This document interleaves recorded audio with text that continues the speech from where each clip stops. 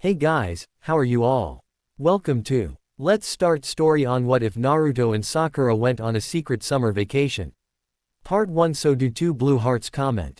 Be sure to subscribe to our channel and like this video, and please share with your friends and watch till end. Also check out Patreon for I have upload Naruto X Ino uncensored spicy version, link in description.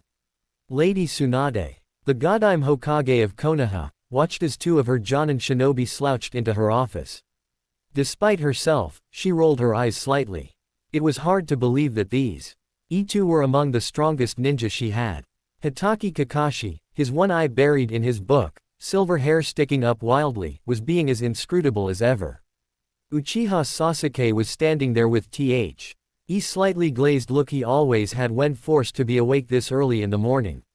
Like sensei like student, Tsunade thought wryly. Okay, listen up you two. You're heading out to Crescent Moon. Last night we received a request for aid from them. Yesterday there was an earthquake off the coast and a massive tsunami hit the island.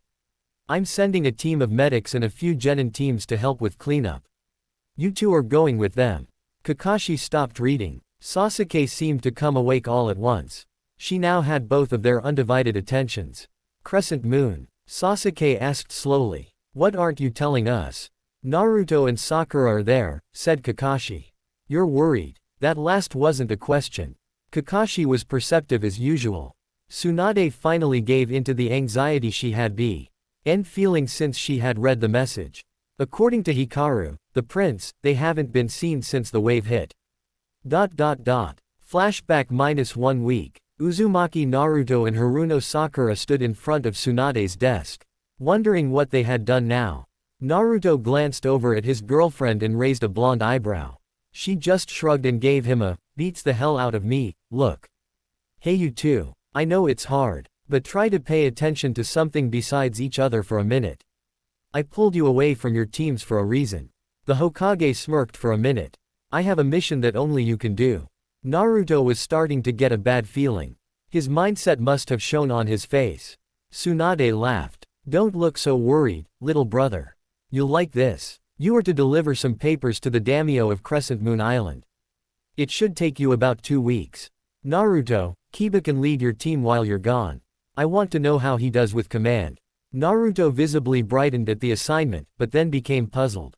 As much as I'm going to love going back the Crescent Moon, and while I'm sure Kiba, Konohamaru, and Maki will be fine without me, why 2 weeks? It will only take us 5 or 6 days to get there and back. And why us? Well, 1, I want you to stay and wait for Michiru's answer, and 2, and Tsunade smiled, I told him you two needed a vacation, and to take his time writing his reply. Tsunade looked at their incredulous faces. Now don't forget this is a real mission in part. The papers for this treaty are very important and, hey, would you pay attention and knock off that jumping around? Naruto and Sakura stopped off at their homes on the Uchiha compound just long enough to pack some things. Many of their friends were out on missions, so the place was pretty quiet. Even Sasuke wasn't due back until tomorrow, so they wouldn't see him for a while. He was going to be pissed when he found out they went on vacation without him. Naruto went to his room in the main house and pulled out his traveling pack. Though it was barely spring here, it would be nice and warm on the island, so he could pack light. He threw some stuff together and walked through the house. Neji was in the library reading a book, and waved to him without looking up. To his surprise, Sakura was waiting for him outside the door. You finished packing before I did. He clutched the door frame. I think I'm going to faint. She smacked him on the arm. Shush, I just happened to still have most of my stuff packed from my last mission. Or you're planning on buying a lot of new stuff while we're there. And you needed the room. That too. Hinata and Tenten were sitting out on the steps to their house talking, and waved to them as he and Sakura walked past on their way out of the compound. Where are you two off to? Asked Tenten. Mission to Crescent Moon. Should take a couple of weeks. Sakura winked at Naruto. Crescent Moon. You guys are so lucky. I've wanted go there ever since Lee told me about it. Hinata looked just as put out as her friend. We'll just have to do something about that. I wonder if we could get Kiba-kun and Neji to take us there. Naruto and Sakura chuckled as they said goodbye to the plotting friends. Those two could be pretty determined when they put their minds to it. They had become best friends since moving in together, and their personalities were sometimes a little too in sync. Kiba and Neji would definitely be hearing about this later from their prospective girlfriends. You know, mused Naruto, as they headed toward the village entrance. It would be a lot of fun for all of us to go somewhere together. Yeah, it would. We should definitely do that sometime. But not now, he said, firmly. Why not? Sakura looked up at him, questionably. Naruto turned and looked deeply into Sakura's green eyes. Messages of love and trust that didn't need any words flashed between them. Because, this trip is just for us. She grinned at him, twined her fingers with his, and, hand in hand, they walked through the gates of Konoha. 3 days later they were walking through the busy port of Crescent Moon Island. Boy, this place sure looks different from the last time we were here, said Sakura, looking around her with interest. The people certainly look happy. Michiru must have become a good ruler. It was the height of the tourist season. And the place was packed. The shops and restaurants lining the main thoroughfare were overflowing. Street vendors caused roadblocks and trays and racks of brightly colored cloth and sparkling jewelry were everywhere. Naruto practically had to carry Sakura past some of the stores. Come on, said Naruto, laughing as he maneuvered her away from the window of a clothes store. I promise we'll do some shopping later. We have to deliver these papers to the palace first. We're going to be here all week, there'll be plenty of time for me to buy you something nice. She stopped and grinned up at him. Really? You know I'm going to hold you to that. Would I lie to you? Oh sure, since your favorite thing in the world is to come shopping with me. Hey, this is your trip. I promise. Whatever you want to do, we'll do. Sakura suddenly jumped up and wrapped her arms around his neck. He caught her easily and swung her around, both of them giggling like children. Pedestrians around them smiled at the pair, and Sakura caught some envious looks from most of the adolescent girls around. Well, let them look. They could look all they wanted, this tall handsome man was all hers. In the heat, he had opted to wear only his knee-length black and orange haori and a pair of loose black pants. The loose clothing showed off his well-shaped body and graceful form. His long, shaggy blonde hair shone in the bright sun and his impossibly blue eyes sparkled. The only thing that marred this picture was the long scar across his chest. To Sakura, it was a reminder to hold on to what was precious to you. As you never knew when it would be taken away. She had been so blind regarding this wonderful person when she was young. Never again. What did I do to deserve you? Sakura said as he let her down. Just lucky I guess. She kissed him, not caring about the audience. It wasn't often that they could forget about being the living weapons that they were for a while, and just be themselves. They continued their pleasant walk across the island, through cool forest, to the palace. The guard at the gate hailed them and asked for identification. Looking over their passports, Han letting his eyes travel up to their leaf insignias, the guard smiled and gestured them through. Go on in, they've been expecting you. Thank you. They were walking towards the palace when excited yelling made them turn. Naruto. Sakura. A tall, black-haired youth was running across the courtyard towards them. Dressed in a simple tunic and pants, the only thing to distinguish him from the boy Naruto had known were the black wire-rimmed glasses framing his dark eyes. Hikaru. Geez, have you gotten big? The kid must have been about 16 now. Hikaru puffed up to them, grinning. So have you, you're a giant. You're almost as tall as father now. The young man laughed as he embraced first Naruto, then Sakura. It's so great to see you guys again. How is Lee-san? It's a shame he couldn't come too. He was leaving on another mission, but he told us to tell you hi. Actually, he said a lot more than that, but it was all loud and fast and something about youth and I can't remember it exactly. Naruto shrugged. He's Lee. What are you going to do? He smiled as Hikaru laughed uproariously. This definitely was not the same moody kid Naruto had first pledged friendship to. Suddenly he almost pitched forward as something made a chuffing sound and shoved into the back of his legs. He turned around and looked into the green eyes of a huge gray saber-toothed tiger. Hey Chamu. You still looking after this kid? The tiger chuffed again and rubbed his massive head against Naruto's leg. Naruto started scratching around the cat's ruff and he rumbled in pleasure. Sakura came over and scratched him too. And the rumbling rose in volume. The fur around the tiger's muzzle was starting to whiten slightly, the huge teeth yellowing, but patting him was like patting a rock, he was all muscle. I forgot how big this guy is. I'm glad he remembers us. He never forgets anyone, said Hikaru. There's this one guard that defended the palace during the coup all those years ago. He was just doing his job and didn't really know what was going on, and we trust him and all, but Chamu remembers him and follows him around growling when he gets near me. It's kind of funny. The boy looked fondly at his large guardian. But anyway, you guys must be tired.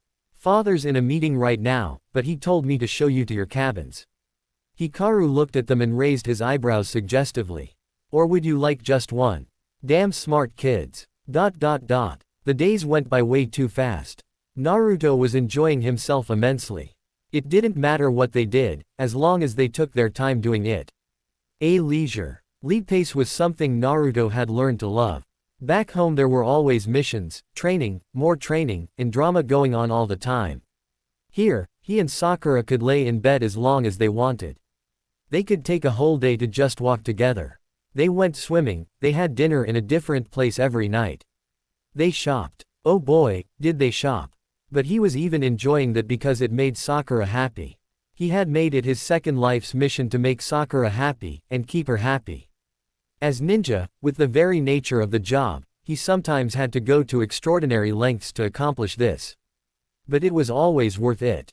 So they shopped, and he didn't even have to pretend not to be bored.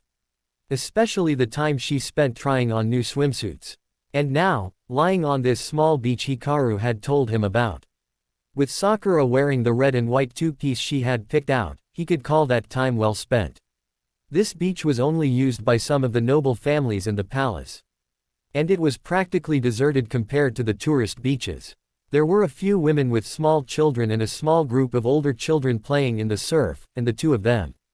They had spread their towels in the sun and were going to return to Konoha in a few days with a nice tan. Sakura's hand was in his, children were laughing, and he didn't have anywhere else he had to be today. Life was good. Naruto was digging his shoulder blades deeper into the soft warm sand beneath him when he felt a tremor in the earth. It was so slight that for a moment he doubted he felt it at all. He sat up and looked around. No one else on the beach was reacting as if they had felt anything. Sakura opened her eyes and looked at him curiously. What's wrong? Did you feel anything just now? Like, what exactly? Like an earthquake. Ah, well these islands are volcanic. I bet there are a lot of small earthquakes here. Oh, alright then. He lay back down and tried to get comfortable again. The feeling that something was off wouldn't go away however. If anything, it was getting stronger. He sat up again. Then, all hell broke loose. The earth began to heave and shake like a terrier with a rat. It lasted for about 30 seconds before subsiding. Sakura was sitting up clutching his arm. She looked at him, wide-eyed. I felt that. They started to get up when the aftershock hit and threw them back off their feet. It seemed stronger than the initial quake. Naruto could hear trees falling in the forest behind him and rocks tumbling off the breakwater at the end of the beach. Over T.S. he could hear children screaming in fear. When it was over, and the earth still again, the two shinobi got shakily to their feet. I'm glad that's over, Naruto said, checking to make sure everyone nearby seemed all right. These people seem to be fine. We should head to the palace or into town to see if anyone needs help. Naruto stopped speaking and looked at his partner, not liking the sound of her voice. She was staring at the water. What? Look. The water was being sucked out of the cove as if through a giant straw. A white line was forming out to sea and seemed to be growing every second. Tsunami. Damn, that can't be good. We need to get these people to high ground, fast. Naruto, I don't think we have that much time. She was right. With his keener than average hearing, he was becoming aware of a distant roaring sound. This thing was coming too fast for these people to run for it. He racked his brain. Trees. We're going to have to get them into some big sturdy trees. The strongest we can find nearby that weren't damaged by the quake. You get the moms and little kids, I'll get the group of kids up the beach. Here, and a clone poofed into existence. You, go help her. Right. Naruto turned and flashed up the beach. The children were standing around pointing out to sea, uncertain of what to do. There were 5 of them of various ages. They'd probably be belonged to some of the noble houses and palace staff. Naruto put on his most cheerful face as he came up to them. Hi guys. I see you noticed that wave out there. A 12-year-old girl who seemed to be the leader of the group looked him up and down. Is that a tsunami, mister? He crouched down to their level. Yeah, it is, and it means big trouble. Can I get you guys to trust me? We need to move fast. You're one of those ninja, aren't you? Asked the girl. I heard Hikaru-sama talking about you. We'll do whatever you say. Thank you. The first thing we need to do is find a tree. He quickly led them into the forest. Out of the corner of his eye, he saw Sakura doing the same with her group. About 20 feet in, Naruto found what he was looking for, a massive tree with a wide, thick trunk. Okay, here we go. You older ones start climbing. I'll take the youngest up, then come back for you. He scooped up the smallest child, a girl of about 7. Naruto started channeling chakra into his feet and started running up the tree. About 30 feet up he found a wide seat where several large branches had grown together. Perfect. He set the little girl down in a depression and grinned at her. I'm going to get your friends, okay? Don't move around too much. The child smiled shyly up at him. Okay. He swung himself down off the branch and vaulted down the tree to where the rest were. Judging by their progress, these kids were no strangers to climbing trees. He grabbed the next smallest and dashed up to deposit him with the girl. On his third trip he took time to peer through the trees. The wave was coming across the cove at blistering speed, its crest now about 10 feet high. He was out of time. He dropped down, grabbed the last 2 kids, tucked them under his arms and pounded up the tree, scattering chips of bark behind him. He got to the branch where the others were and looked for Sakura. She and her charges were in a large tree about 60 feet away. She had secured a couple of the omen with small babies with beach towels. His clone had anchored himself to a large branch and was holding 2 small children. Naruto waved and caught Sakura's attention and started talking to her in hand signs. Ready? Think so. Yes. Here it comes. Naruto heard the surge of water before he saw it. It crashed into the beach and kept coming. Smaller trees were ripped out or knocked down as the wave rushed through the forest. Naruto crouched down and encircled the children with his arms, locking the bottoms of his feet and palms of his hands to the tree with chakra. You kids hold on. Their tree shuddered violently when the wave hit, but stayed standing. Naruto sighed with relief. Screaming nearby made him look up just in time to see a tree next to Sakura's snap in half with a report like a cannon. The treetop crashed into it, jarring its occupants and shaking a young woman's grip loose. She slid down the tree into the foaming water, Sakura chasing right after her. His clone looked on helplessly, unable to drop his precious burden. Sakura. Damn it. Kage Bunshin no Jutsu. Stay with and protect these kids until help comes. He barked at the clone that materialized. Naruto crouched, gauged the distance, channeled chakra into his leg muscles and launched himself through the trees. He bounced off one tree, swung from a limb further down, and smashed into the trunk of Sakura's tree on all fours, knocking off huge chunks of bark with the force of his landing. He realized the water wasn't running inland anymore, that the back surge had started. Sakura had her arms around the terrified young woman, eyes tightly shut, holding onto the tree with her prodigious strength, fighting the backwards pull of the water. He slid and shimmied down the tree until he could grab onto the woman's arm. Sakura's eyes flew open. Naruto. Grab her. He could see the muscles in her arms shaking under the constant strain. It's all right, just hold on. He pulled the young woman from Sakura's grasp and drug her up against his chest. Put your arms around my neck. The woman shakily complied and he began to walk hand over foot up the tree. He deposited her on a wide branch near the others and started back down to help his partner. Just as he neared the water line, the tree shook wildly. A large tree trunk had smashed into the opposite side. Naruto gripped with his fingers and toes until the shuddering stopped. He started down again then stopped, horrified. 2 pieces of bare wood was all that met his eyes. The bark where she had been holding on had come loose in the collision. He looked around frantically, scanning the water. There, a dot of pink, already far away. He looked back at the civilians. He couldn't just leave them. Then he saw both of his clones gesturing to him in basic hand signals. Go. Fine here. He didn't think then, he just reacted. He pulled himself onto a branch, stood up, ran down its length, and in a flat racing dive, entered the water. Soar, grit. Why blue eyes opened to a close-up view of sand. Naruto blinked a few times and lifted his head to look blearily around him. He lay just above the waterline of a small beach on what looked like part of a wooden fence. He could feel the waves lapping gently against his feet. Pristine white sand covered in various debris gave way to tree line about 20 feet above him. Where the hell was he? The wave had dropped him off somewhere. He just had no idea exactly where. First things first. He wouldn't accomplish anything just laying here. He slowly rolled over and sat up, doing a self-check at the same time. Well, he felt how he probably looked, namely half-drowned and like he had been attacked by a giant piece of sandpaper. Those marks were already fading, so he must have been out for a while. The sklees in his arms and legs were stiff from the fight with the current. It had taken all of his strength to keep his and Sakura's heads above the debris-choked water. Sakura. Naruto shot to his feet, stiffness forgotten, and looked around frantically. She was nowhere in sight. He had caught up after diving in after her, and they had clung together, fighting to stay afloat. The water had been moving too fast and erratically for them to climb onto the surface.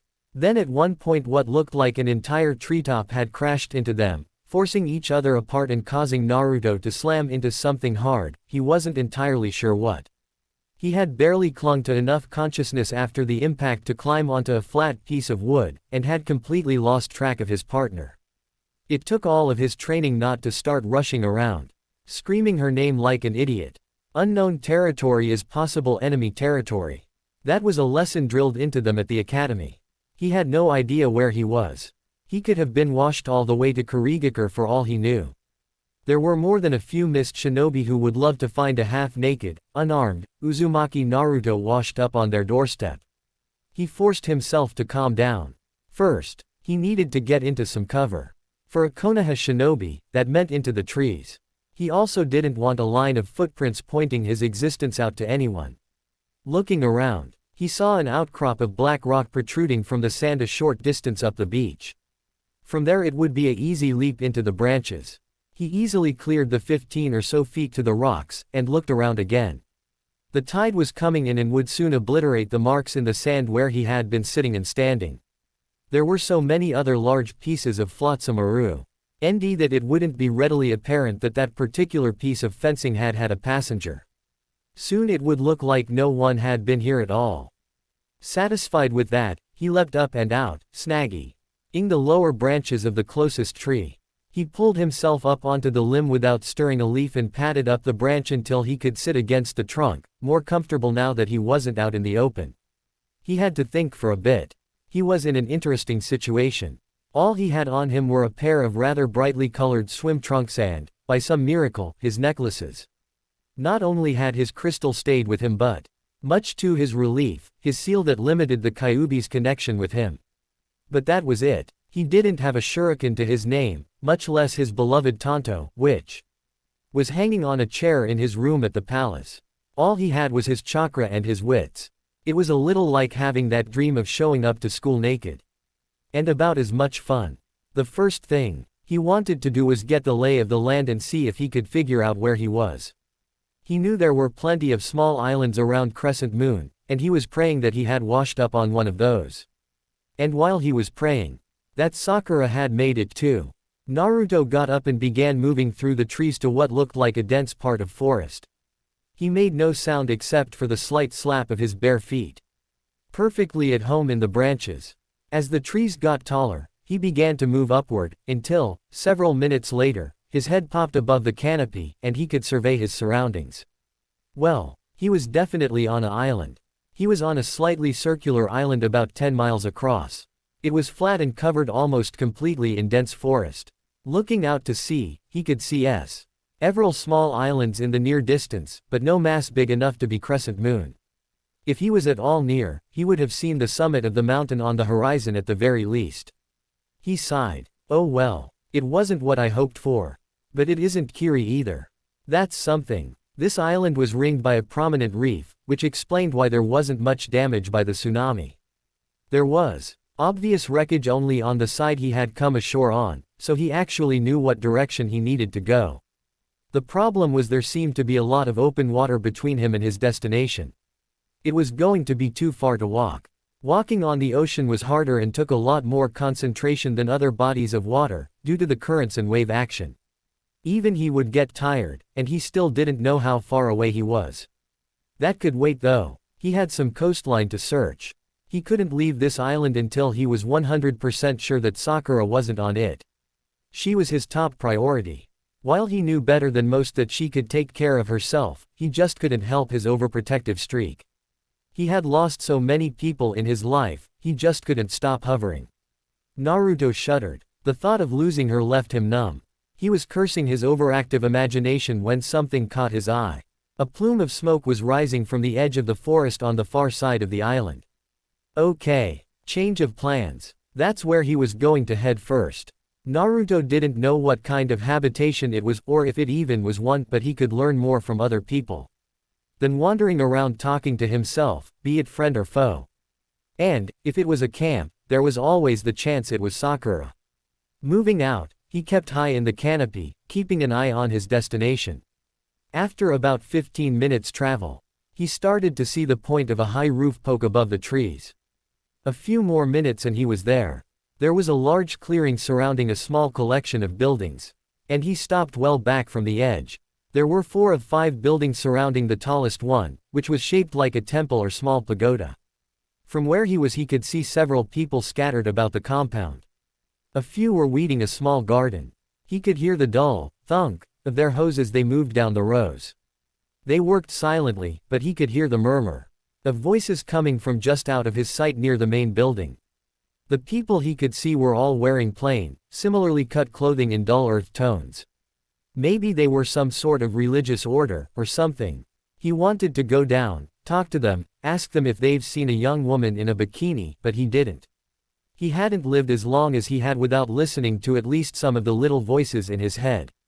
And they were telling him that revealing himself would somehow be a bad idea.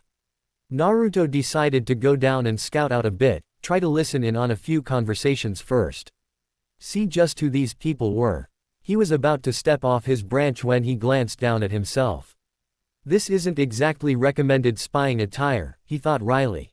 Sakura had bought him this pair of swim trunks, which were a lurid orange and blue. They could probably be seen from 5 miles away. That combined with his blonde hair, which he usually kept hooded when scouting, and his complexion, Hitch was still pale after the short Konoha winter, meant he stuck out like a sore thumb. Sighing, he turned around and backtracked to a stream he remembered going over. He found a patch of dark, moist, clean earth. He wanted to look like a swamp, not smell like one, and started rubbing it all over himself, paying close attention to the shorts and the hair. When he was an interesting shade of green-brown all over, he started back towards the settlement.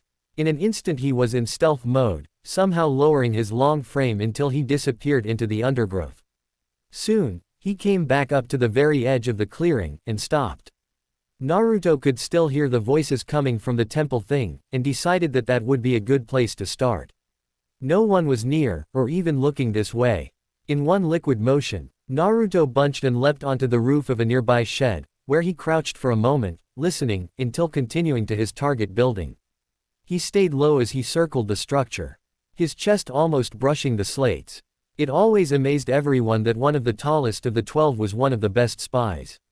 Only Choji was taller than he was, but not by much.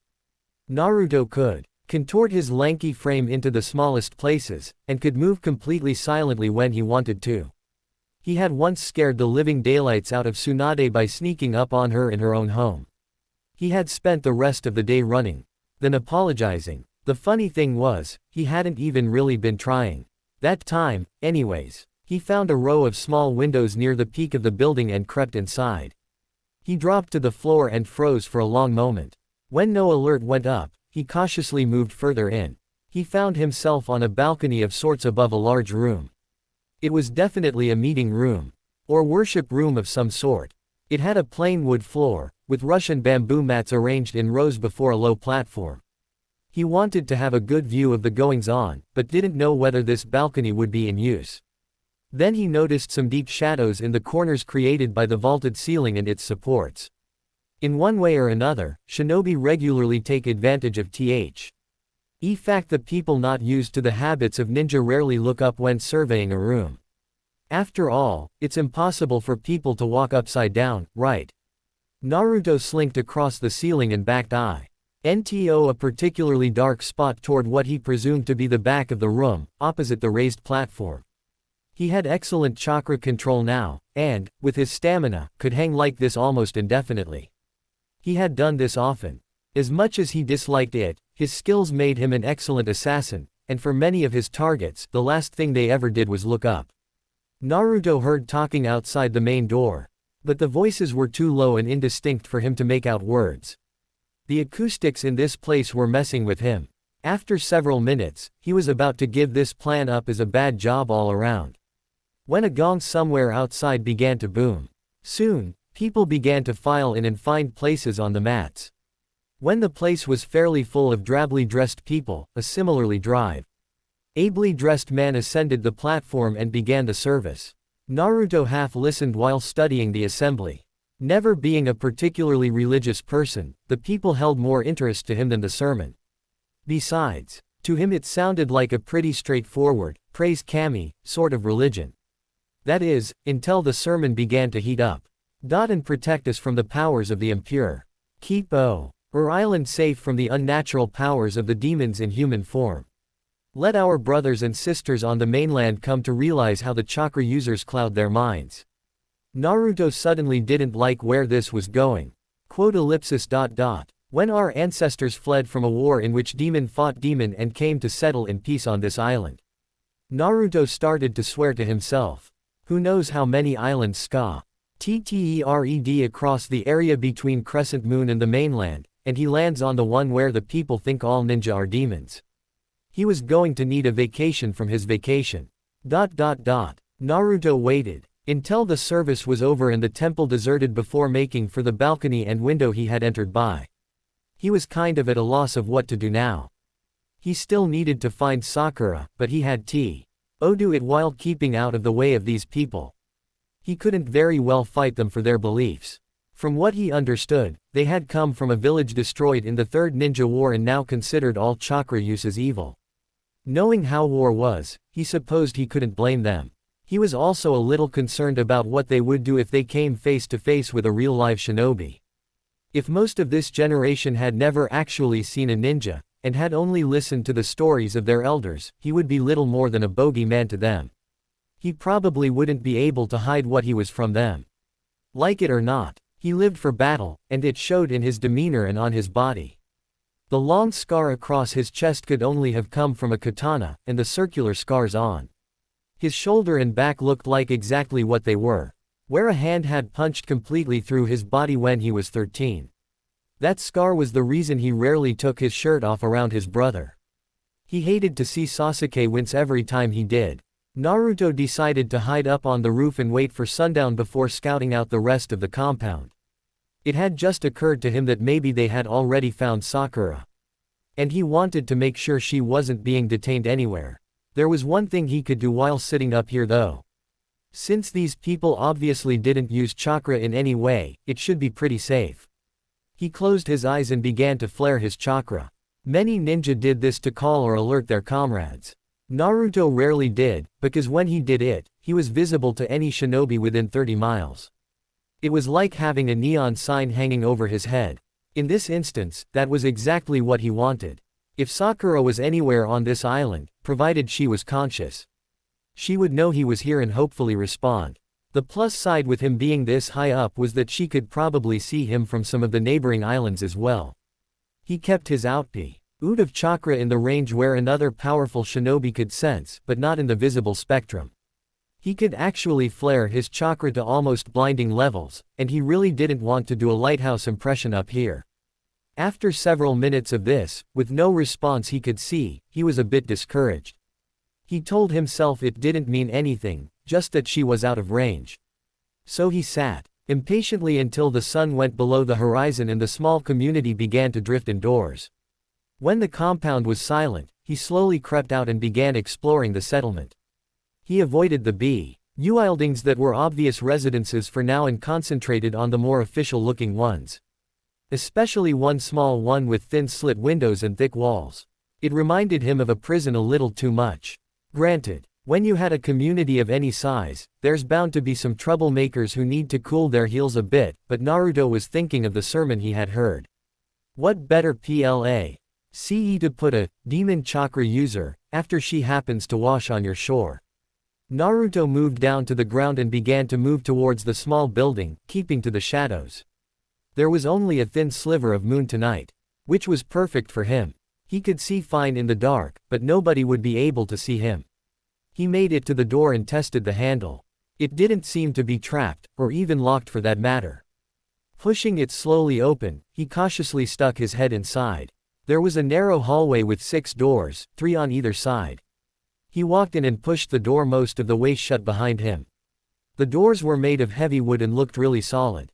Thin slits had been left towards the top and across the bottom of each one, presumably to see the prisoner and to slide food underneath.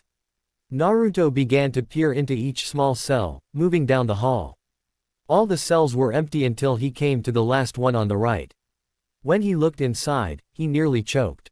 Sakura lay limply on the low cot inside. Pink hair disheveled, still clad in her swimsuit. Naruto tried the handle frantically, hissing her name. No response came, from within, or from the door. This one was locked. Deciding that the time for finesse was over, Naruto simply ripped the door from its frame. Sakura, he murmured as he kneeled next to the cot. She lay unmoving save for her breathing and the slight shudders that ran down her body. He cradled her head in his hand and brushed her hair away from her face. A large gash glowed green just above her left temple. Naruto let out his held breath in a whoosh. She was in a self-healing trance. He had seen her do this once before a few years ago, and it had scared the crap out of him then too. Towards the end of a fight with Iwa, Sakura had taken a bad gut shot from a kunai. By the time he and Sasuke had found her, she had hidden herself inside a hollow log and was like this. Her wound was healing, but it had been raining, and her core temperature had been dangerously low. Naruto had cradled her while Sasuke set up their tent. They had gotten her wet clothes off and bundled her into her sleeping bag. Then he and Sasuke got into the tent with her and sandwiched her in between them. She had been fine the next morning, just a little weak. They had taken turns carrying her back to Konoha. Now, here she was, in a cold cell, in only a bikini, with no blanket or anything. She was probably close to hypothermia. His face began to contort in rage before he told himself to get a grip. Getting pissed wasn't going to solve anything at the moment. He needed to warm her up. But he also had to get her out of here. She was out to hold onto his back and he might need his hands free. He noticed she was laying on a thin sheet, and he got an idea. Yuto gently lifted her up so that she was sitting on the edge of the cot. She muttered weakly when she felt his hands. Shish love, you're all right, it's just me. She calmed, and he sat down between her legs. He pulled her forward until she was laying propped against his back. He reached behind them and brought the corners of the sheet up and knotted them diagonally across his chest. He pulled them snug, making sure Sakura was supported underneath. She was now tied to his back, pressed up against his warm skin. Because of his metabolism and his passenger, Naruto's natural skin temperature was a little higher than most people's. Sakura loved that on cold nights, she called him her giant hot water bottle. She stopped shivering slightly, and relaxed.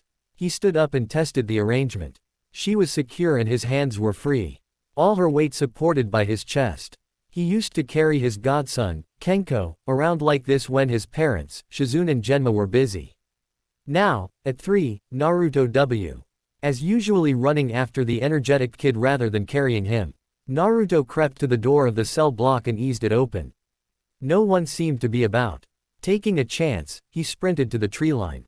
Once there, he paused, listening. No shouts, no alarms. Good. He had to find some shelter somewhere soon. He wanted to get Sakura somewhere warm and secure, and the need for sleep was catching up to him.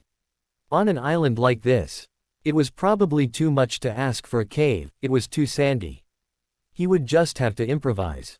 He began to travel at a steady pace towards the far side of the island from the compound. It was his hope that when they discovered that Sakura was gone, they would assume she had escaped on her own. Knowing she was hurt, they wouldn't expect her to make it very far, and Old spend a lot of time searching close into the settlement. He ran for about 20 minutes before he found something he might be able to use. At the edge of a small clearing, a large tree had been struck by lightning ages ago. The snag was white and weathered, with a dark opening near the top. Curious, he made sure Sakura was still secure and leapt up to a branch near the opening. Sticking his head in, he was delighted to see that the tree was hollow all the way down. Obviously nature had taken its course on the soft wood. The base of the tree was just wide enough for two people to lay comfortably. Naruto jumped back to the ground and gently untied Sakura, resting her on some soft ferns. He quickly made several clones and directed them to start gathering armfuls of soft grass and dried leaves. While they were doing that, he leapt back up to the opening. Kaiten, Gokaku no Jutsu. He kept the fireball under strict control as he directed it into the hollow tree. He didn't want to burn it down. Just clear out any crawling nasties that might living in it. When the smoke cleared, he let himself down into the interior of the tree. It smelled of charred wood, but it was dry and secure. He generated wind blades into the palm of his hand and blew out several small holes here and there to let in some air. That done, it was time to make the interior more comfortable. No sooner had he tea hot that when grass and leaves began raining down on him. Hey, watch it up there. Oh, stop whining, a few leaves aren't going to kill you. Shut up, you're going to get us in trouble. Like I care. Naruto just shook his head at the argument going on above him. There was one in every bunch of clones he created. One that acted just like he used to act at 12. All right, fine, he called up. Just keep it coming. Mulch began to rain down on him again, and he heaped it together until he had a goodly pile. He then dispelled his clones before they could bury him alive in there. He crawled up and out of the snag and leapt down next to Sakura. In the short time he had left her, she had started shivering again in the night air. Picking her up bridal style, sheet and all, he vaulted up the snag. Clutching her to his chest, he braced his back against the side and began to chimney crawl down the hollow. When he reached the bottom he kicked a depression in the soft bed and lay her in it. He covered her up in the sheet and then piled most of the mulch over her. She looked a little odd buried up to her neck in grass and leaves, but he knew that decaying vegetation put out heat. He would be joining her in a minute. But there was one more thing to do. He once again climbed out of the tree and landed lightly on the ground. Kuchio's no Jutsu. A small poof of smoke and 6 tiny toads looked up at him expectantly. Hi guys. Hi boss. Came the squeaky chorus. I need you guys to scatter and let me know if anyone comes near this tree, okay? Sure thing boss. Leave it to us. Naruto grinned at them as they spread out and vanished into the undergrowth. What they lacked in size, they made up for in enthusiasm. Gamakichi may be his main summon and battle companion, but these little guys were his ears and eyes. Some shinobi treated their summons as tools, but to him, they were friends. Gamakichi was one of his best friends, in fact. He wished he could summon him. He had a sarcastic wit that could always give perspective to any situation.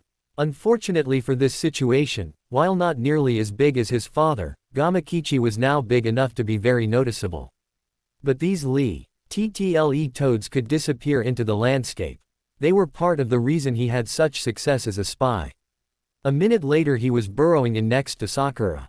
She shifted, muttering to herself but calmed as soon as he reassured her. He wrapped his arms around her and tucked her head beneath his chin. Suddenly the events of the day made themselves felt. He was exhausted. He didn't know what tomorrow held. But he didn't really care at the moment. All he cared about was that his friend, partner, and love was in his arms. The two of them could accomplish anything. Together. A day into the trip, Kakashi was pretty sure that his partner was on the verge of a nervous breakdown. They had left Konoha in the company of 2 genin teams and a medic team. The relatively slow pace set by the larger group had been driving Sasuke insane. He stayed with the group, but he didn't talk to anyone and it was obvious to everyone who knew him that he was frantic to get to Crescent Moon and find his small family. Luckily, during a break the medic team leader, who just happened to be Ino, noticed this and pulled Kakashi aside.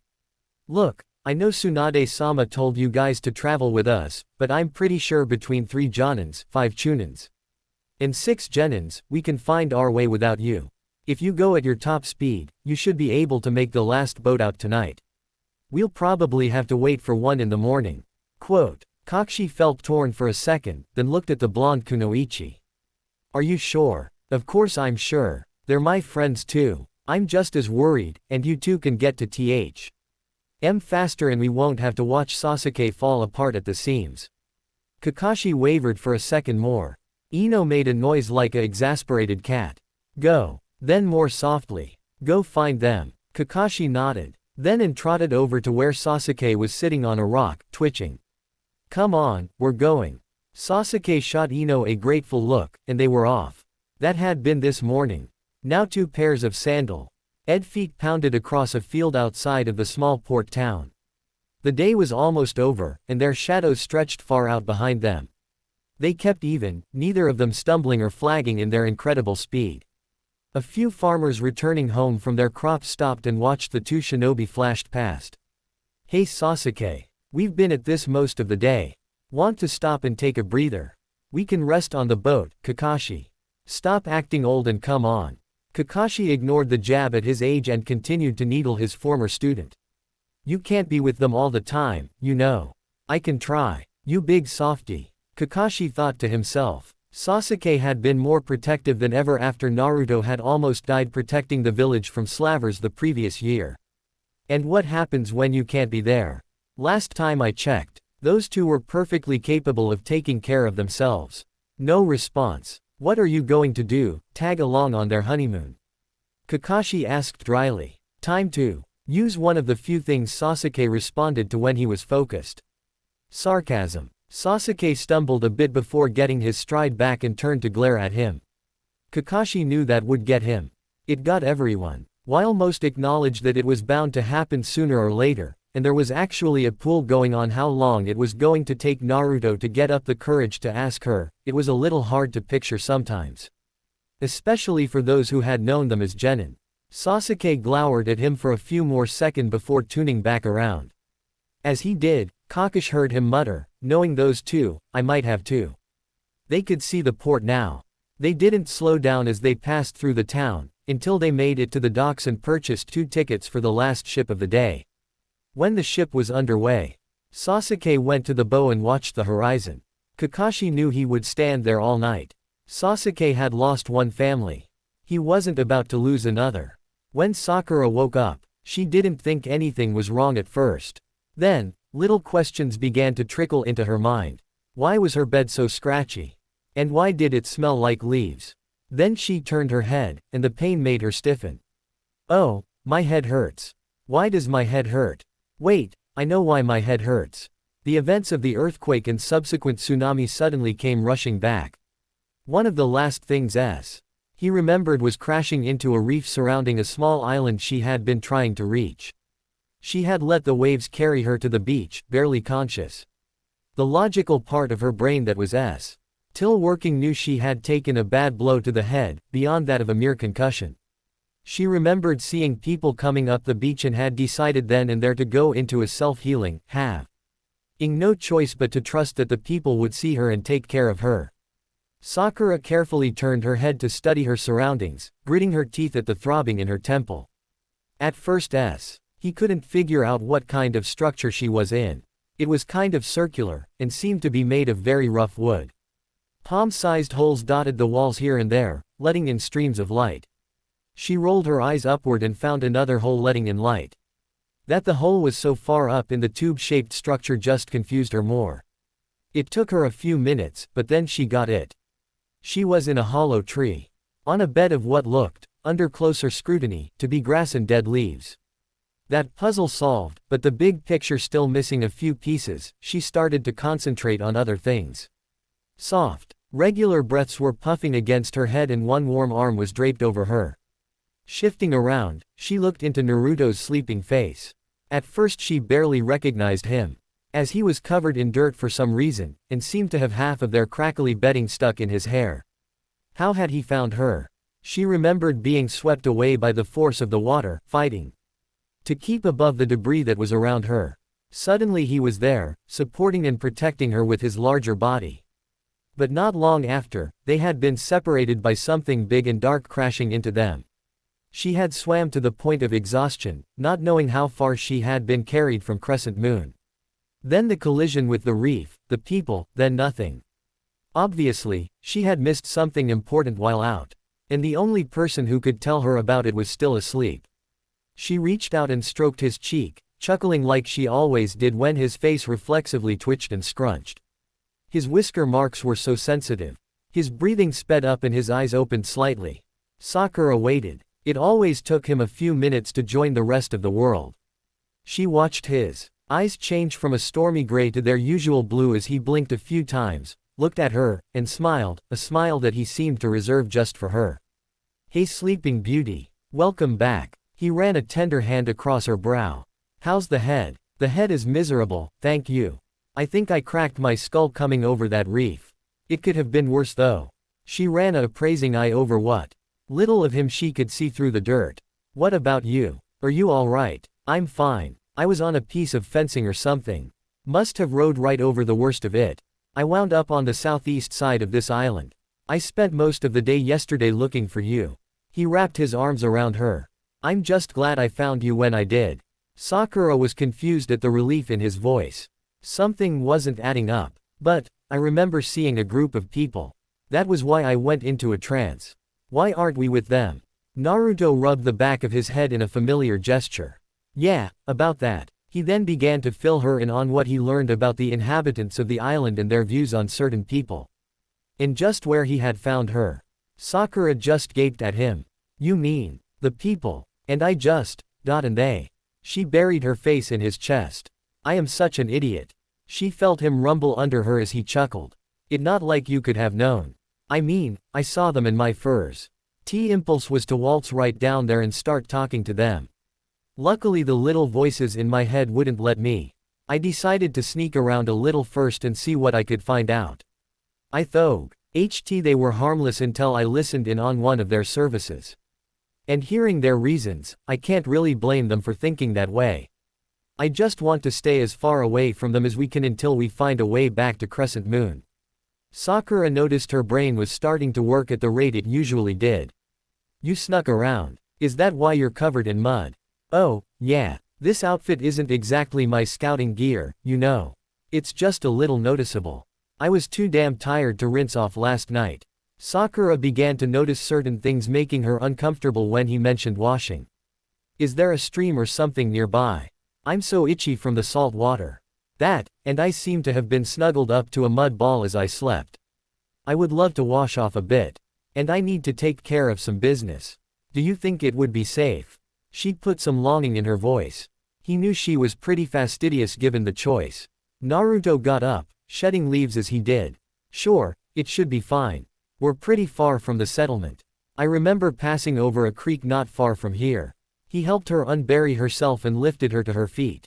Sakura held onto him for the support when he suddenly swept her up in a hug. "Gods, I was worried about you.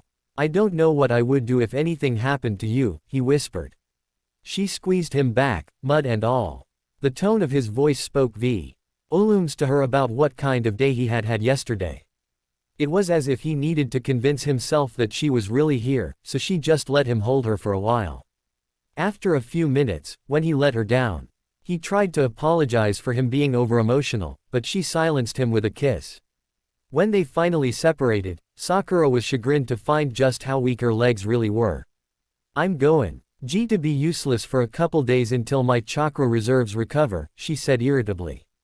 "I know, I remember last time." He grinned at her. "Let's not make a habit of that, okay? It freaks me out." Sakura felt her aching head. "Deal." She wrapped her arms around his neck as he curled one long arm around her, pressing her to him. He then jumped, straining for height in the cramped space. At the top of his jump, he shot out his arm and legs and jammed himself in the hollow. Using a combination of chakra and pure strength, he climbed the rest of the way to the opening in the top of the snag. Sakura held on and tried to make herself as small as possible to help him. She could feel his muscles strain and flex, but, as usual, by time they reached the top, he wasn't even breathing hard. Naruto Kati Owsley poked his head out first and scanned the clearing. When he seemed convinced the coast was clear, he eased them out onto the branch. Judging by the position of the sun, it was early afternoon. Oh, you think you're strong enough to hold onto my back? Sakura flexed her arms. They were definitely stronger than her legs at the moment. I think I'm up to it, she said, as he turned around to let her climb on. Good. 'Cause this is going to be a bumpy ride for a sec. With that, he stood up, shook himself a little to make sure she was secure, then ran and launched himself off of the branch towards the nearest tree. Sakura felt the breeze of their passing stir her hair until, with a jolt, Naruto caught another branch with his fingertips and swung them further into the forest. Sorry about that. I don't know if they have anyone who can track on that compound, and I don't want to call attention to our little hideout. I don't know how long we're going to need it. That, and they only seem to know about you. I don't think they know about me, and I want to keep it that way. I'm going to be keeping to the trees as much as I can. Sakura could not fault this logic, and just nodded. Naruto continued through the trees. The gentle floating motion almost put her to sleep again, when, a moment later, he stopped. Sakura could hear the sound of a fair-sized stream below them. Naruto lowered them to the ground, then crouched to let her off. He then pointedly turned his back as she shakily pushed her way into a clump of bushes to relieve herself. They practically lived together, slept in the same bed 4 nights out of 5. Had seen each other at their most vulnerable, and yet he still had this modest side that Sakura thought was so cute. He was waiting when she fought her way out and took her hand with a heart-melting smile. She let him lead her to a slow-moving part of the stream, where the water had backed up against a row of rocks. The water was only knee-deep, but it was somewhat sun-warmed and felt wonderful as she sat down. Naruto left her there and headed off into the bushes for his own constitutional. Sakura started to scrub herself with handfuls of sand, getting the feel of the irritating sea salt off her skin. The water ran pink for a second when she dunked her head forward, as she cleaned the crusted blood from her face and hair. She gingerly felt around the edges of the gash on her temple and was pleased at how it was healing. In a couple days, when she had the chakra to spare, it would only take a few minutes to finish closing it up. Sakura looked up at the sound of Naruto splashing and laughed at her boyfriend's antics. He had flopped down in the fastest part of the stream and was letting the force of the water beat him clean. He ran his hands through his long shaggy hair, dislodging leaves and clumps of dirt. He sat up and shook his head vigorously, sending drops of water everywhere and, not for the first time, Sakura thought he had been spending too much time with the Inuzukas again. As Kiba's captain, Naruto was officially a part of the family as far as Sume was concerned, and he ate dinner over there often. In fact, Naruto was welcome to the homes of all their friends' families now, even the Hyugas. He just had that effect on people. He got up and started over to her, and Sakura couldn't help but think of the last thing Ino had been ribbing her about. According to Ino, since she and Naruto were so solid in their relationship, Sakura was allowed to join her in looking at other guys. Personally, Sakura thought that Ino was just miffed that, out of the 4 kunoichi of their group, she was the only one not in a relationship with someone. Sakura didn't really enjoy looking at other men though. But she loved to watch Naruto. He was so graceful and economic in his movements it was almost like he was dancing. She loved the way his eyes changed color when he was thinking, the way that his whole body seemed to light up when he was happy. She loved his body. He had the perfect physique for a shinobi, lithe and wiry, with perfectly sculpted and defined muscles. The only thing that marred it was the long scar across his chest. And the circular scar on his shoulder that matched its mate on his back. She had often wondered why those scars had stayed while all other wounds healed without a trace. Maybe it had something to do with how he felt about them. She knew he was rather proud of the one on his chest, even though that was a day she didn't like to think about. The day he got it, he had finally proved to the village just how far he would go to protect them. And most of them had reacted to that with the acceptance he had craved for so long. She thought he wouldn't want to be reminded of the day he got the other ones. But they seemed to serve as a reminder to him of what he was fighting for all those years of trying to convince Sasuke to come home. Naruto knew that Sasuke could have killed him that day, but he hadn't. It seemed to remind Naruto of his brother's humanity in a way. Something happened not long after Sasuke's return that convinced her that Naruto had been right all along. About a month after the fight with Akatsuki, While both Sasuke and Naruto had been training back up after their injuries, Naruto had taken his shirt off on a hot day. He didn't say anything at the time, and Naruto hadn't even seemed to notice. But Sakura had seen Sasuke pale a bit at the sight of the circular scars on his friend's shoulder and back. Later that night, Sakura had been surprised by a knock on her door. She had opened it to see Sasuke standing there, looking distinctly uncomfortable. "Sasuke. What's up? Is there something wrong?" "Sakura, can I come in for a moment, please? I need to ask you something." "Of course." Sakura stood aside to let him in, having a slight idea of what this was about. He declined her offer of a seat and a cup of tea and had just stood for a minute, collecting his thoughts.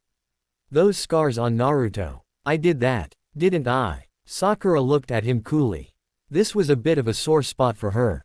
"Yes, Sasuke. Yes you did. I was afraid. My memories of that day are so twisted. Wound had healed so fast I almost believed that it had never been there. For a year after, I had almost convinced myself that that had never happened. But then the snake had made a comment about how the Chidori worked best when you used it on someone you knew. That brought it all back." Sasuke had been studying the floor the whole time he had been talking, but then he looked up, and Sakura had been shocked to see tears in the stoic Uchiha's eyes. "I almost killed him. If he hadn't blocked at the last minute, my hand would have gone right through his heart. Those scars. I did that to my best friend." And with that, for probably the first time since his family's death, Uchiha Sasuke broke down crying on the floor. Sakura had knelt beside him and let him vent 4 years' worth of pent-up emotions. At some point she had sensed that someone was watching, and had looked up into Naruto's sad eyes. He was perched on the railing to her balcony. He had a strange look on his face, a mixture of sorrow and elation. Sakura knew what he was feeling. He knew he had done the right thing now, trusting for so long in Sasuke's humanity. He knew his feelings weren't one-sided anymore. He felt vindicated. "You look like you're thinking something serious over here." Sakura jumped. Naruto looked at her quizzically. "Sorry, just zoning. This water feels good," Sakura temporized quickly. "Well, let's see then." He laughed as he sat down next to her in the shallow water. He splayed his long legs in front of him and leaned back on one hand, as he used the other one to pull her over so she could lean up against him. "You're right. This does feel good." They sat in comfortable silence for a while before Sakura finally posed the question that had been in the back of her mind for a bit. "Naruto, you think the people we left in those trees are alright?"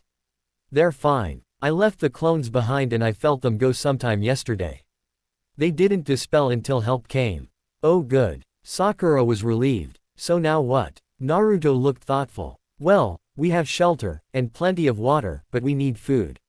I'm thinking about going to the compound tonight and seeing what I can nick. Food and maybe some clothes. Unfortunately, we need those, and that's the only place we're going to get them. I don't know about you, but I know I'll feel better in something more substantial than a bathing suit." He looked at her, his eyebrows wagging suggestively. "Not that I don't like you in that particular outfit." She splashed him, laughing. "Is that all you can think of?" She sobered. "As much as I hate the idea of stealing, I don't see as we've got much choice. We could use one of their boats, if they have any, but neither of us knows much about sailing. Someone's bound to come looking for us eventually. But do you have any idea how many islands are in this chain?" "Dozens. It may take a while before we're found." "I know, but the longer we stay here, the more chance of some kind of conflict with the people who live here. They have to be looking for you. I thought about walking to one of the islands nearby, but we wouldn't know if there was water or shelter on it. We have a good hiding place here and we should probably just stay put." "Sounds good to me." Sakura was feeling pretty tired again. The activity of washing had worn her out. Naruto looked down at the weary tone in her voice. He seemed to know she was about not off. He stood up, reached down and picked her up. "Let's head back and take a nap. I'll go out after dark." When she didn't respond, he looked down to see that she was already asleep in his arms. He smiled, kissed her on the forehead and took to the trees to take her back to their bed. When they got off the boat, Kakashi noticed that the damage to the city of Crescent Moon was fairly minimal. The earthquake had been mostly centered offshore, and the wave had hit the southern shore, where there were less people. There were still people hurt, and things were a bit of a mess. But the island seemed to have gotten lucky. He and Sasuke headed straight to the palace, where they were greeted by a very agitated Hikaru.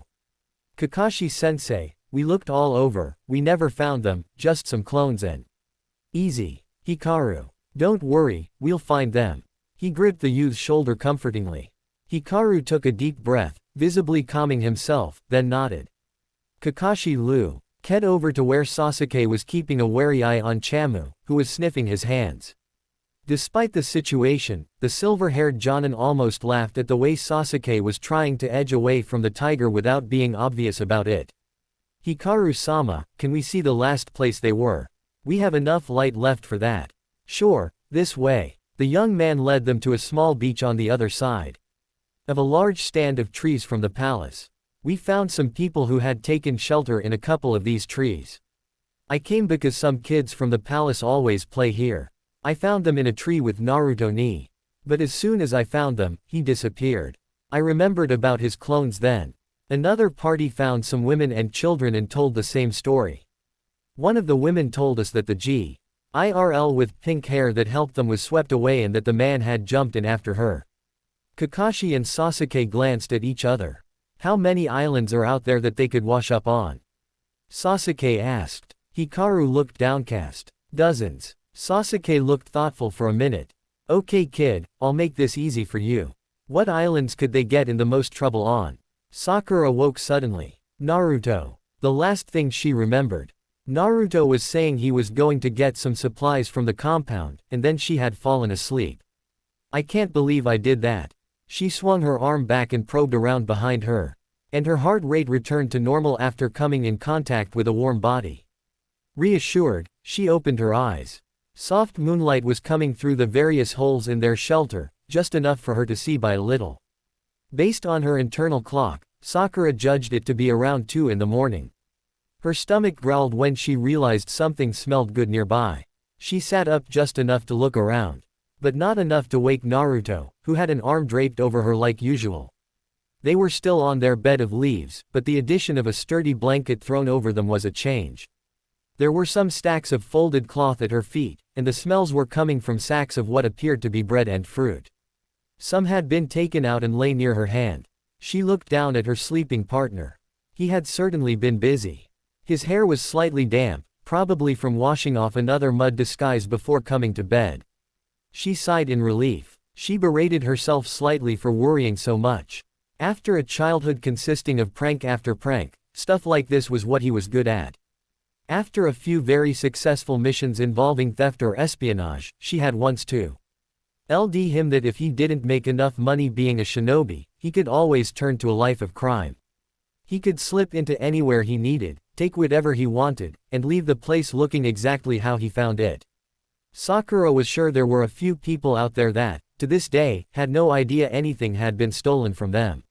He had laughed and told her he would add, "sneak thief," to his resume. Sakura reached down and found the round of bread and a couple pieces of fruit that he had left out for her and devoured them with relish. Judging by the cores and peels piled neatly nearby, Naruto had already eaten. She finished her early breakfast and laid back down, snuggling closer to her warm bedmate. She had always been cold in the morning until she had started sharing a bed with Naruto. One of the perks of having a Jinchuriki boyfriend, she thought. She could remember when, and why, they had started their sleeping arrangement. It was the night he had been released from the hospital after almost dying. Their first night in their new homes on the Uchiha compound. She had snuck in his window after dark and had sat on the edge of his bed, just watching him sleep. At first, she had just wanted the reassurance that he was really there and breathing. She hadn't been planning on doing anything else, and was about to return to her own bed, but his eye had cracked open for a second. Without a word he had scooted over and pulled back the covers in a silent invitation. That had started it. Ino had nobly refrained from mentioning that she seemed to have the house to herself most nights. It was only after a day of subtle teasing on Shikamaru's part that she realized he had seen her that first night. It was then she realized that keeping secrets from the rest of the group was utterly impossible now that they lived within close proximity to each other. By the end of the first week everybody knew and understood. Luckily for her, they all knew to keep their mouths shut with everybody besides another of the 12.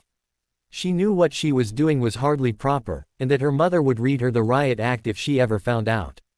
Sakura could justify her actions though. To herself anyway. 1. It's not like they did anything besides sleep. They had talked long and hard, and had decided to wait until their bond was absolutely unshakable and no one could say anything. The second, and most important reason to her mind, was that he could actually get a good night's sleep with her there.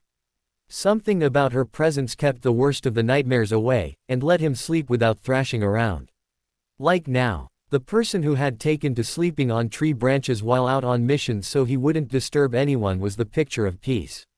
That just made the possibility of dealing with any talk and rumor worth it for her. Sakura smiled as she drifted back to sleep. Anything she could do for him was always worth it. The next morning, Sakura could tell Naruto was getting restless. Patience had never been one of his strong suits, and evidently his activities of the previous night had not been enough to settle him. In fact, he was about to drive her crazy with his fidgeting. The inside of a tree was just too small to hold Naruto's energy. At the moment he was pacing like a caged animal. Naruto. Sakura snapped as he stomped past her for the umpteenth time. He stopped and gave her a hurt look. She smiled to take the sting out of her words. Sweetie, I'm sorry, but this place just isn't big enough for the both of us when you're in this mood. Let's get out of here and go to the stream or something. Actually, I was thinking of heading to the beach I washed up on. That's the direction that Crescent Moon is in, and that's probably where people will look first. I want to be easy to find. Sakura readily agreed, not because she thought anyone would show up anytime soon, but just to give him something to do. All she could do right now was humor him. If he thought he was doing something productive, he would be a lot easier to live with. Personally, she thought that the chances of anyone finding them in the near future were pretty slim. There were dozens of islands in the area. It didn't make for good odds. But she stood up slowly, adjusting her borrowed clothes as she did, and watched as Naruto gathered up the blanket and bags of food.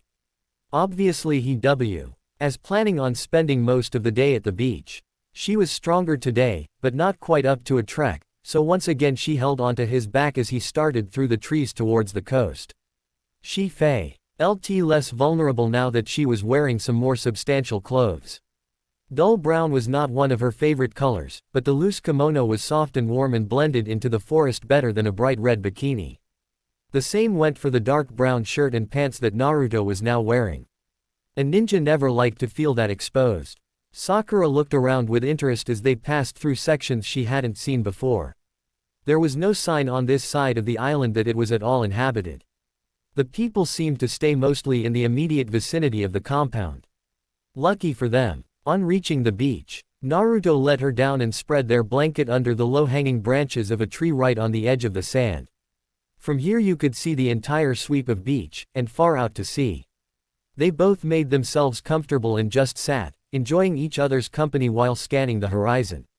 For most of the day they just talked, something they didn't get to do back home very often. If it wasn't for their situation it would have been the perfect vacation. What with missions and everything, it was so hard for them to find time to just talk. Naruto had quite a reputation in the surrounding countries. And was requested a lot. That meant his team was out of the village more often than not. Sakura was slowly taking over the running of the hospital, and when she wasn't there, was also out on missions that required her talents. Most nights they ate dinner with whoever of their friends were home at the time, went to bed, and caught up as much as they could before falling into exhausted sleep. Any time they could get together was a treat. By late afternoon, the heat off the sand was making Sakura drowsy.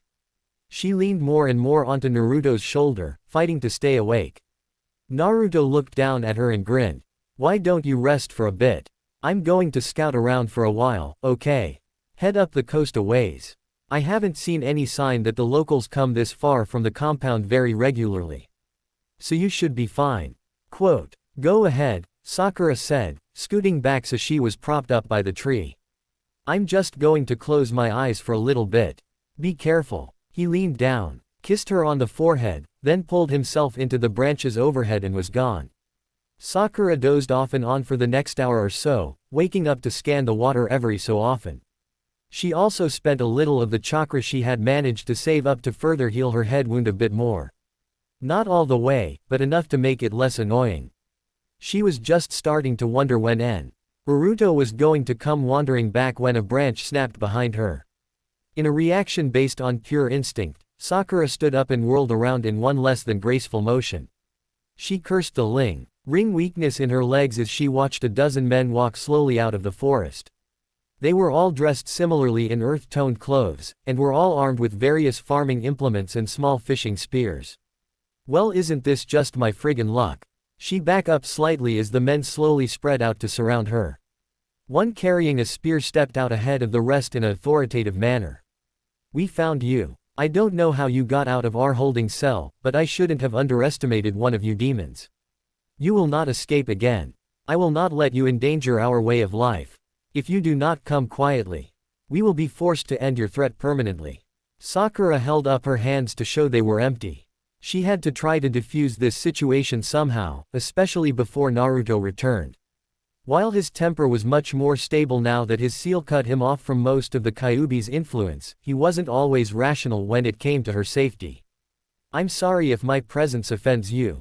And I assure you I'm not trying to do anything to the way you choose to live here. I was washed here by a tsunami and I'm just trying to get back to where I came from."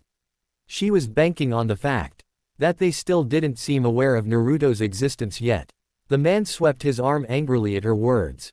"You lie. You have stolen from us without our knowing, and as soon as you leave you will tell others where we live and they will come and finish what they started with our forefathers. You will never be allowed to leave." He took a few aggressive steps toward her. This was getting her nowhere. It was fruitless to try to convince people who were so adamant in their beliefs. She didn't want to hurt any of them, and wasn't sure she could at the moment, and was trying to think of some way to scare them off, when she felt it. A large, familiar chakra signature, coming fast. Naruto was on his way. Naruto was just heading back to where he had left Sakura when he felt the slight surge in her chakra. Looking up the beach, he could see distant figures standing in the open, several surrounding one. He felt his muscles contract and the hair on the back of his neck stand up as his anger spiked. He was dimly aware of his seal and crystal glowing around his neck as they suppressed the red chakra starting to seep out of his skin. He took a deep breath, let it out slowly, and disappeared in a loud of sand as he shushined to a spot right behind Sakura. The men surrounding her stepped back quickly at his sudden appearance. As Naruto drew himself up to his full height, he was surprised to see he towered over the leader by almost a foot. This was the first time he had been this close to the inhabitants of the island. They were, for the most part, short and stocky. They looked like the farmers and herders found in villages near Iowa. Considering where most of the heavy fighting during the last war had taken place, Naruto now understood why these people mistrusted shinobi so much. Most of them looked more scared than belligerent, and that made Naruto calm down even more. He really didn't want to hurt these people. Maybe he could reason with them, or if not, bluff a bit and scare them off.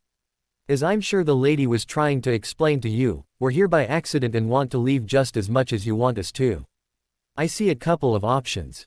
We could do what we have been doing in Stay on our side of the island until someone comes to get us. We promise to stay away from the settlement. Or you could loan us a boat and we could be out of your hair even sooner. I'm sure I could arrange for the boat to be brought back or replaced. It's up to you how peacefully this ends." The leader looked up at him in shock, as if not expecting Naruto to be so reasonable. It only lasted a moment though. As the man raised his spear threatening.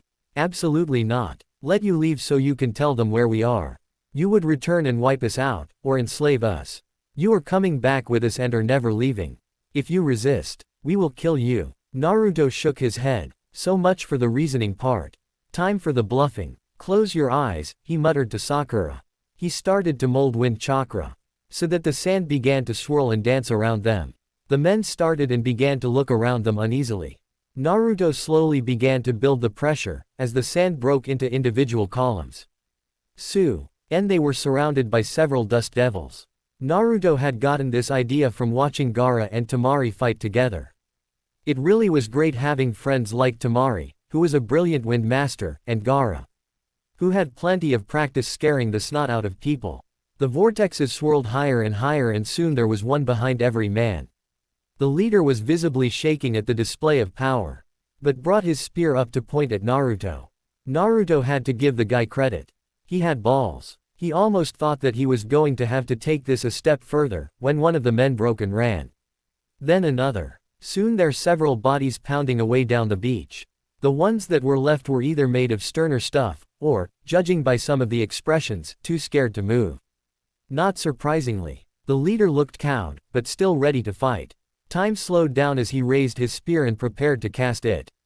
He felt Sakura grab the back of his shirt as a large flock of birds began shrieking like mad nearby.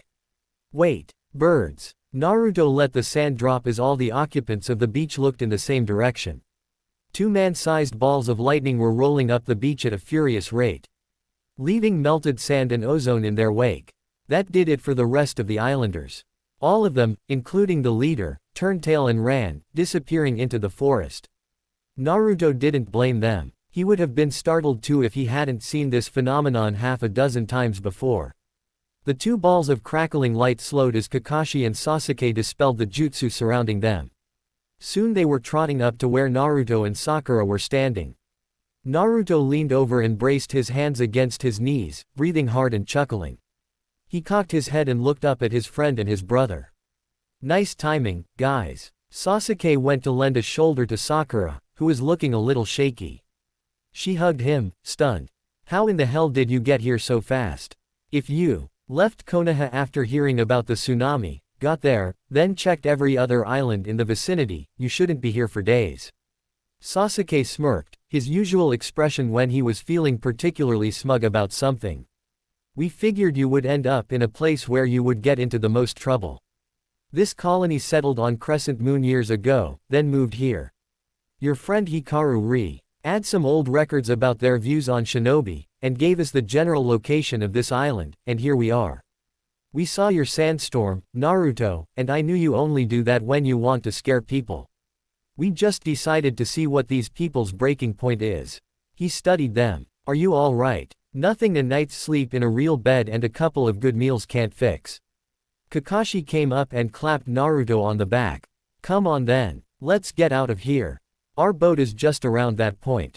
As the three teammates trudged behind their former teacher, Sasuke looked over at Naruto and Sakura. They both quirked their eyebrows at the expression on his face. What? Sasuke shook his head. Can't you two even take a vacation like normal people? After a few nights on a bed of leaves, it was almost a novel experience for Sakura to wake up in a real bed. The bed in her room in the guest house at the palace, as a matter of fact. She really couldn't remember getting here. She was leaning against the side of the small sailboat that Kakashi and Sasuke had traveled in, and then she was here. She must have dozed off. Again, she would have to think hard before the next time she went through that long of a self-healing trance, as it seemed to turn her into a narcoleptic for days afterward. She opened her eyes and looked up at a soft click as the door joining hers and Naruto's room opened and a shaggy blonde head poked through. When he saw she was awake, Naruto beamed and crossed the room in a few long strides. Sakura smiled sleepily as he climbed on the bed and kneeled next to her. He was already dressed in his usual black pants and haori, and Sakura could see the faint outline of his short sword on his back. After this week, he would probably never take it off. He hated to be without his most prized possession. Are you going to sleep all day? He asked plaintively. We have to leave for home in a day or two, you know. No, I'm not going to sleep all day, silly. I'm fine now. Where's Sasuke and Kakashi? Sasuke's in the room right above us and Kakashi got the cabin next door. We'll meet them for breakfast, but I needed to talk to you alone first. He rubbed the back of his head. Sakura looked at him fidget curiously as she sat up. Was he sweating? She had no idea what would make him act so nervous.